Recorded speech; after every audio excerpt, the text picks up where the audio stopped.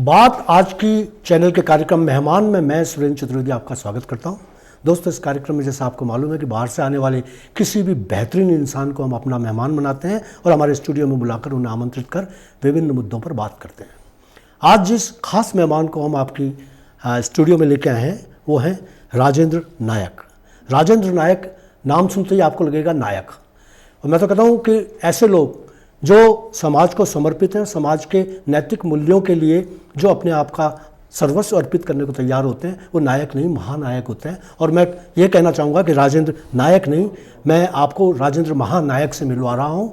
आप अध्यक्ष हैं अनुसूचित जाति एवं वित्त एवं विकास आयोग के, राजस्थान सरकार के लिए काम कर रहे हैं और अजमेर आए हुए हैं किसी खास प्रेस कॉन्फ्रेंस और इस वार्ता के लिए। आज जो मैं आपका सबसे पहले तो मैं स्वागत करूंगा राजेंद्र नायक जी कि आप आए, आपने अपना बेशकीमती समय हमारे स्टूडियो के लिए दिया और हमारे दर्शकों से आप रूबरू हो रहे हैं। आपको ये बता दूं कि इस समय राजस्थान के सर्वाधिक दर्शक हमारे जो निजी चैनलों पर होते हैं वो हमारे पास हैं और एक बहुत बड़ा समाज आपको सुन रहा है। आज मैं जानना चाहूँगा कि बाबा भीमराव अम्बेडकर के सपनों का भारत क्या था और आज के नेताओं की जो सियासत चल रही है वो क्या है। तो उसमें सबसे पहले तो मैं ये पूछना चाहूँगा कि आप यहाँ से शुरू करें। दोस्तों, मैं ये भी बता दूँ कि ये महानायक जो मैं आपके लिए लाया हूँ वो मेहमान की भी अपनी जीवन यात्रा रही है, और जीवन यात्रा क्या है इससे मैं रूबरू कराने के लिए उनसे पहला सवाल तो ये करूँगा कि आप अपने बारे में बताएं कि आपने किस किस तरीके से ये जीवन यात्रा की और यहाँ तक पहुँचे। चतुर्वेदी जी, बहुत बहुत धन्यवाद, मुझे ये मौका दिया है। आपसे मिल रहा हूँ और आपके दर्शकों से मिल रहा हूँ, तो सबको मेरी तरफ से बहुत बहुत शुभकामनाएँ। आप सब सुखी रहें, आप सब निरोगी रहें। तो जैसे आपने मेरा पूरा नाम है राजेंद्र कुमार नायक। मैंने एक चीज़ और आपको ये जानकर खुशी होगी, मेरा जन्म अजमेर का है। अरे वाह साहब, वाह वाह। एक बार अजमेर वासियों आपको बधाई कि आपके यहाँ एक ऐसे व्यक्ति का जन्म हुआ जो नायक नहीं महानायक है। मैंने 7th क्लास तक यहाँ से पढ़ाई करी जी। फिर पिताजी जयपुर ले गए, तो 1981 में जी मैंने मास्टर्स किया पॉलिटिकल साइंस से जी। और 1981 में ही मैं आरएस एग्ज़ाम क्वालिफाई किया जी, और 1982 एग्ज़ाम से सिविल सर्विसेज। क्या बात है। और मुझे बहुत खुशी है, गर्व है कि इस अजमेर के बेटे ने जी हिंदुस्तान का 52वां कंट्रोल जनरल डिफेंस अकाउंट्स रहा हूँ मैं, जो कि क्या बात है, भारत सरकार का सर्वोच्च पद है, secretary to government of India और equivalent to our chief secretary. वाह। और उसके बाद में अपनी सेवाएं मैंने फौज को दी है। अच्छा। मेरा बहुत सौभाग्य है कि तीनों चीफ जनरल विपिन रावत जो फर्स्ट CDS बने, उनके साथ कई मीटिंगें करी है, और डॉक्टर APJ अब्दुल कलाम उनके साथ में चीफ के बॉर्डर रोड्स में, तो अपनी पूरी सेवाएं देने के बाद में जी। और उसके अलावा भी जब मैं सर्विस में था चतुर्वेदी जी मेरे 4 धाम हुए हैं और 12 ज्योतिर्लिंग के दर्शन हुए हैं, और इन्हीं प्रभु की कृपा है। जब मैं भारतीय जनता पार्टी ज्वाइन करी तो वो था सालासर धाम जी।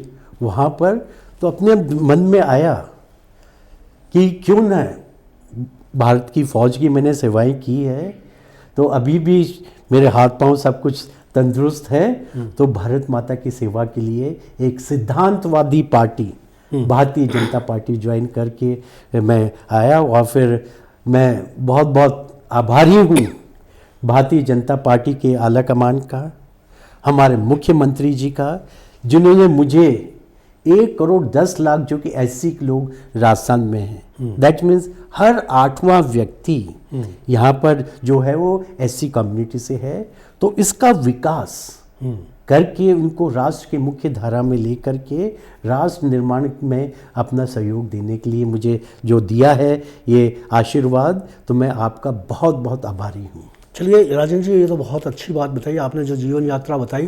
दोस्तों, आपने देखा कि अजमेर का एक लाल किस तरीके से कहाँ पहुँच सकता है, तो ये प्रेरणा का विषय तो है कि आप अजमेर में रह के काम कर रहे हैं, तो आप ये ना सोचें कि अजमेर में आपकी शिक्षा दीक्षा हुई है तो आप कहीं कोई पिछड़े हुए शहर में हैं। आप एक बहुत अच्छा नायक जो देख रहे हैं आपके सामने, वो आपकी प्रेरणा का विषय हो सकता है। जैसा मैंने पूछा कि आप अम्बेडकर जी, क्योंकि आप जिस सपनों को पूरा करने में लगे हैं वो अम्बेडकर के सपने हैं, महात्मा गांधी के सपने हैं। महात्मा गांधी ने तो फिर भी एक सपना मजबूत इमारत का देखा था, लेकिन उसके नींव के पत्थर और मजबूत बुनियाद का जो काम था वो बाबा साहब ने किया। तो अब बाबा साहब को आप किस रूप में देखते हैं, उनके बारे में थोड़ा सा आप बताएं। जी देखिए, हम बाबा साहब के बारे में पढ़ते हैं, टीवी चैनल्स में भी देखते हैं, करते हैं, तो बालक भीमराव को 14वीं संतान थे। कितनी मुश्किल में जब अस्पृश्यता हुआ करती थी, क्लास के बाहर बिठाते थे, पानी भी अलग था, तो उस बालक को किसने अंबेडकर बनाया? हाँ हाँ, बहुत अच्छा सवाल है। उस बालक को डॉक्टर अंबेडकर किसने बनाया? जी, तो जो अंबेडकर नाम तो एक ब्राह्मण ने दिया। अच्छा, उन्होंने उनकी अपना नाम दिया ताकि ये आगे बढ़ सके। और गायकवाड़ जो फैमिली थे, रॉयल थे, उन्होंने पैसा लगा करके उनको डॉक्टर बनाया। और कोलंबिया यूनिवर्सिटी में जी, जब एक स्टडी हुई कि भाई हमारा सबसे अच्छा विद्वान आदमी कौन हमारा स्टूडेंट रहा है, 1000 की सूची बनाई उन्होंने, डॉक्टर भीमराव अंबेडकर थे। जी, फिर शॉर्टलिस्ट किया गया, उसमें 100 में फिर थे, आखिरी 10 में भी थे। फिर यूनानिमसली सर समित से कहा कि हमारा सबसे बेस्ट स्टूडेंट था वो है डॉक्टर भीमराव अंबेडकर। क्या बात है, वाह वाह वाह वाह। तो डॉक्टर भीमराव अंबेडकर वो तो एक प्रकार से युग पुरुष थे। जी, वो न केवल ऐसे समाज की सोचते थे बल्कि हिंदुस्तान की सोचते थे, सच्चे भारतीय राष्ट्रीय प्रवृत्ति के थे। आपको छोटे से 2 एग्जाम्पल दूंगा। जी, स्वागत है। क्योंकि ऋषि कश्यप के नाम पर कश्मीर बना, जी, और उस समय पंडित जी नेहरू जी ने कहा कि उनको तो एक अलग से संविधान दे दो। Article 370 is nothing but A separate constitution, जिसका अलग झंडा, उसका भारतीय संसद में कोई कानून पास होता था वो वहां लागू नहीं होता था। अच्छा, और वहां जब तक कि उनकी विधानसभा उसको अप्रूव ना कर दे। और उसमें शुरू में तो हमारे देश में भ्रमण करने के लिए, कश्मीर जाने के लिए परमिट। तो this is doctor Bhimrao Ambedkar, उन्होंने अपोज किया कि ये क्या कर रहे हैं, लेकिन नेहरू ने उनकी बात नहीं मानी। जी, दूसरा एग्जाम्पल, जी, विदेश नीति, उसमें जब तिब्बत को नेहरू ने, आप देखिए पूरा विश्व इतिहास पढ़ लीजिए, किसी राजा ने अपनी भूभाग को अपने दुश्मन को इसलिए नहीं दिया कि वहां घास नहीं उगती। नेहरू जी ने तिब्बत को चाइना को दे दिया, और भारत की जो सर्वोच्च हमारी पंचायत है, पार्लियामेंट, उसमें कहा कि यहां तो घास नहीं उगती। अरे नेहरू जी, ये भारत माता है, आपने इसके टुकड़े कर दिए, कश्मीर भी अलग कर दिया और तिब्बत भी छोड़ दिया। इसको डॉक्टर भीमराव अंबेडकर ने जी अपोज किया। और जो हमारी पार्टी का सिद्धांत है, भारतीय जनता पार्टी का अंत्योदय, जो समाज सबसे अंतिम पंक्ति में खड़ा है, तो उसका उदय। जी, तो आज काफी कुछ काम हो गया है और काफी कुछ काम और हम कर रहे हैं। मैं तो फिर दोबारा आपके चैनल के माध्यम से मैं बहुत बहुत धन्यवाद दूंगा भारतीय जनता पार्टी का, भजन लाल जी का, और हमारे मोदी है तो मुमकिन है। क्योंकि जब मैं रिटायर हुआ था चतुर्वेदी जी, तो मेरे पास में 65 लाख लोगों की जिम्मेदारी थी। I was the control general defence accounts. तो उस समय, तो अब जो मेरा एक्सपीरियंस है प्रशासन में, तो वो ला करके मैं 1 करोड़ 10 लाख लोगों को भी, वो छोटे छोटे मेरे आयोग के का जो लोन है बहुत छोटे छोटे हैं, उनको दे करके, इनका जोड़ करके उनको राष्ट्र की मुख्य धारा में ला सकूंगा। यही डॉक्टर भीमराव अंबेडकर का सपना था, वो था, सपना था, विजन था, और वो चाहते थे हो, तो उस पर तेजी से भारतीय जनता पार्टी उस पर कार्य कर रही है। चलिए, अंबेडकर जी के जीवन से आप कब प्रभावित हुए, और प्रभावित होने के बाद आप अब जो अपनी नीति निर्देश तत्व आप अपने लिए बना रहे हैं, अपनी योजना बना रहे हैं, आपको एक बहुत बड़ी जिम्मेदारी सरकार ने सौंप रखी है, तो उसमें अंबेडकर की सार्थकता, उपादेयता और प्रासंगिकता क्या है? बहुत बहुत अच्छा आपने ये प्रश्न पूछा है, कि मैंने अपना थोड़ा परिचय दिया था कि मैंने मास्टर्स पॉलिटिकल साइंस किया है। जी। तो हिंदुस्तान के दार्शनिक ही नहीं, यूरोपियन दार्शनिक थे उनको पढ़ा मैंने, अमेरिकन दार्शनिक को पढ़ा, उसमें डॉक्टर भीमराव अंबेडकर को भी पढ़ा। क्योंकि जो चतुर्वेदी जी जो मुझे काम मिलता है तो मेरा तो फोकस उसी पर रहता है जी। तो उस समय पर मैंने अपना सारे जो फिलोसफर्स थे इनको पढ़ा, अपने स्टडी को सीरियसली लिया है। उनमें डॉक्टर भीमराव अंबेडकर के बारे में जो पुस्तक मुझे मिल पाती थी समय मैंने पढ़ा। तो ये तो वो पुरुष हैं जिनको कोलंबिया यूनिवर्सिटी ने कहा सिंबल ऑफ नॉलेज। तो उनसे तो मैं बहुत प्रभावित हूँ, क्योंकि कि किसी कारणवश कि भारत की महान संस्कृति रहे, ये 1, 2 या 10 लोग कहें वो संस्कृति नहीं है। क्योंकि मैंने जो आपने शुरू में कहा कि डॉक्टर भीमराव अंबेडकर कोई ब्राह्मण विरोधी नहीं थे, देश विरोधी नहीं थे, वो तो उनके विरोधी थे जो कि न अत्याचार करते थे जी, जो कि न उस समाज को जो बहुत पिछड़ा समाज है, उस समाज को जिसने अपनी स्वतंत्रता संग्राम में भी, जैसे अगर मैं और बताऊं, डीएनटी में नायक भी डीएनटी में आता है, डी नोटिफाइड। हम लोग अंग्रेजों के विरुद्ध में लड़ते थे और मैं मेरे साथ में बैठे मैं इनको बता भी रहा था, अजमेर में जब स्वतंत्रता आंदोलन शुरू हुआ उसमें मेरे पिताजी श्री धन्नादास जी उन्होंने भी पार्टिसिपेट किया था आंदोलन में, और ज्वाला प्रसाद शर्मा जी, ये भगवानगंज रोड में हम बिल्कुल भगवानगंज में ही वही क्रांति देवी और उनका जो क्रांति देवी उनकी मिसेज हाँ वो उनके पति स्वर्गीय ज्वाला प्रसाद जी थे। अपने दूसरी बात मैं बताऊं उनके बारे में, उनकी बच्ची नीलिमा वो विधायक रही। जी, तो जी। आप तो भगवान दास उस कॉलोनी के ना, भगवान क्या कहते हैं, भगवानगंज कहते हैं, भगवानगंज कॉलोनी के, वहीं आपकी परवरिश हुई, वहीं आप बड़े हुए। जी जी। हाँ, तो इन लोगों को तो मतलब आपके फादर जब उनके साथ रहे तो निश्चित रूप से आप पर उनके संस्कारों का प्रभाव पड़ा होगा। बिल्कुल बिल्कुल उनका प्रभाव पड़ा। अब हुआ क्या, जो स्वतंत्रता आंदोलन में उनके साथ में मेरे पिताजी ने भाग लिया, तो क्योंकि नायक तो हम सब फौज में लड़े हैं करे हैं, ठीक है, तो शरीर से मजबूत थे जी। तो मेरे पिताजी तो ब्रिटिश पुलिस के कब्जे में नहीं आए, पकड़े नहीं गए, और ब्राह्मण देवता ज्वाला प्रसाद शर्मा जी पकड़े गए, और पकड़ने से उनको तगमा मिल गया स्वतंत्रता सेनानी का, और मेरे पिताजी का नाम नहीं था। तो हमने इस देश की आज़ादी के लिए, मान मर्यादा के लिए मेरे समाज ने काम किया है, और कई समाजों ने काम किया है, और हम आकर के किसी प्रकार के डर से धोखे से आकर ना तो हम धर्म परिवर्तन किया हमने, हम बाकायदा लड़ते रहे। तो ये जो तबका था जी, जिन्होंने अंग्रेजों ने हमें कहा कि यू आर बॉर्न क्रिमिनल, हमारा क्राइम क्या था कि हम उनके अगेंस्ट में लड़ते थे जी। तो ये जो तबका था, जो अति पिछड़ा तबका था, तो वो इस रूप में हमारे मसीहा के रूप में डॉक्टर भीमराव अंबेडकर आए जी। और वो तो इतने ज्ञानी थे कि अपनी बात को काफ़ी कुछ मनवाया उन्होंने। इफ़ यू अनदर जो एक बहुत बड़ा जो उनकी कंट्रीब्यूशन है, किसी किताब में नहीं पढ़ा, मैंने खुद ही एनालाइज करके मेरा ये है कि देखिए, आज़ादी के बाद में हिंदुस्तान के साथ में कई देश, थर्ड वर्ल्ड कंट्रीज आज़ाद हुए जी, ठीक है, उन सब में अधिकतर मिलिट्री रूल आ गया, हिंदुस्तान में नहीं आया।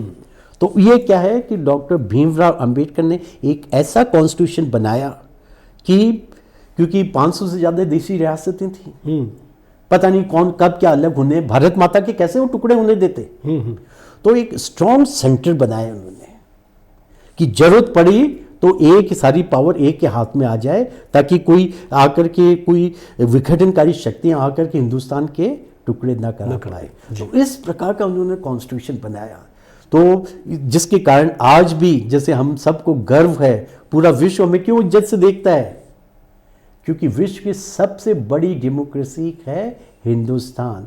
ये डेमोक्रेसी के सक्सेस होने में डॉक्टर भीमराव अंबेडकर का कॉन्स्टिट्यूशन बहुत सहायता दी है, और अब ये सियासत चल रही है।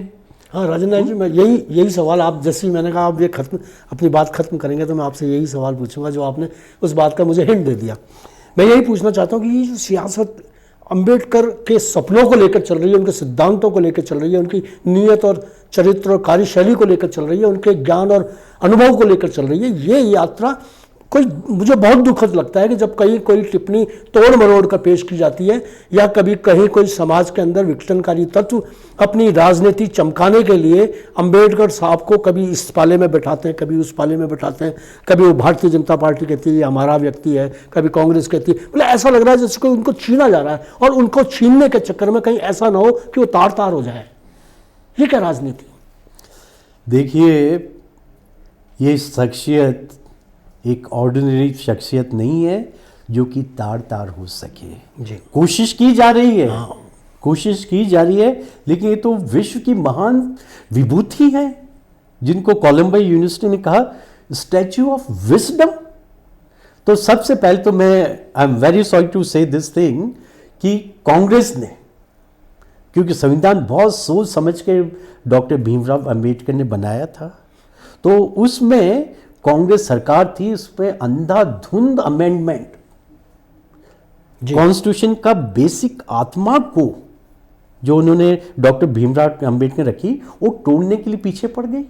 जी, जाने कितने अमेंडमेंट इंडियन कॉन्स्टिट्यूशन में किए, लेकिन डॉक्टर भीमराव अंबेडकर की बनाई हुई सुप्रीम कोर्ट वो आई और उन्होंने कहा कि उस समय कांग्रेस सरकार थी कि कॉन्स्टिट्यूशन के बेसिक स्ट्रक्चर को आप चेंज नहीं कर सकते। बहुत अच्छी बात, क्योंकि देखिए उसमें आकर के हमारे जो प्रेम्बल है प्रस्तावना, दो शब्द ला दिए, धर्मनिरपेक्ष, समाजवादी, तो ये तो कॉन्स्टिट्यूशन में नहीं था हमारा।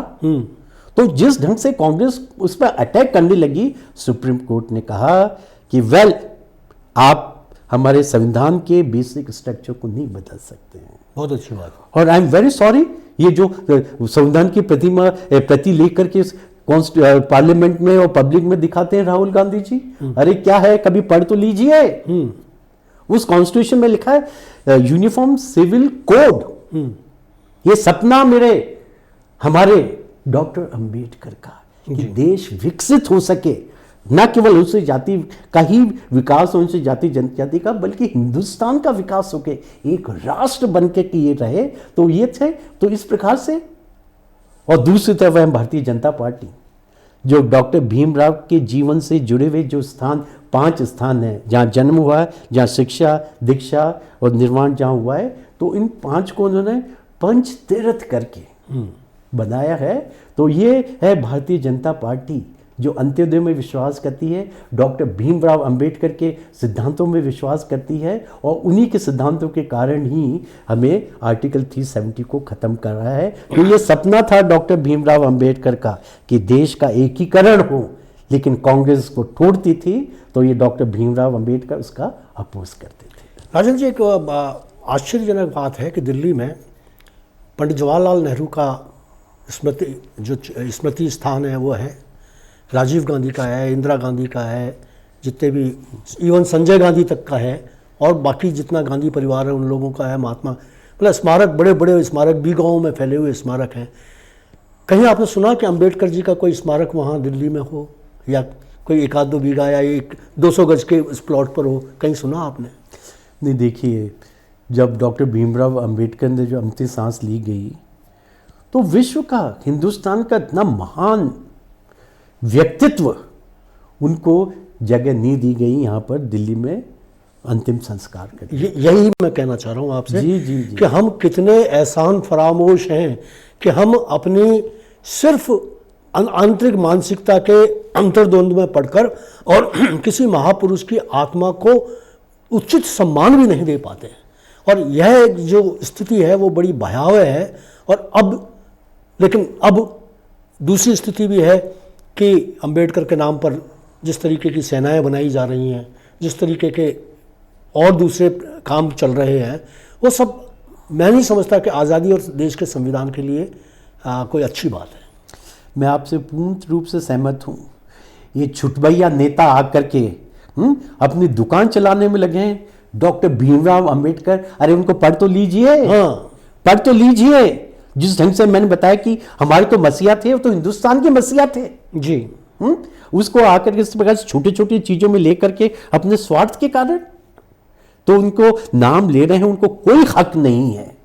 पहले डॉक्टर भीमराव अंबेडकर को पढ़े समझे, उसके बाद में आए। तो अब ये देखिए, अभी जब लोकसभा चुनाव थे, कांग्रेस ने कहा कि ये तो संविधान बदल देंगे,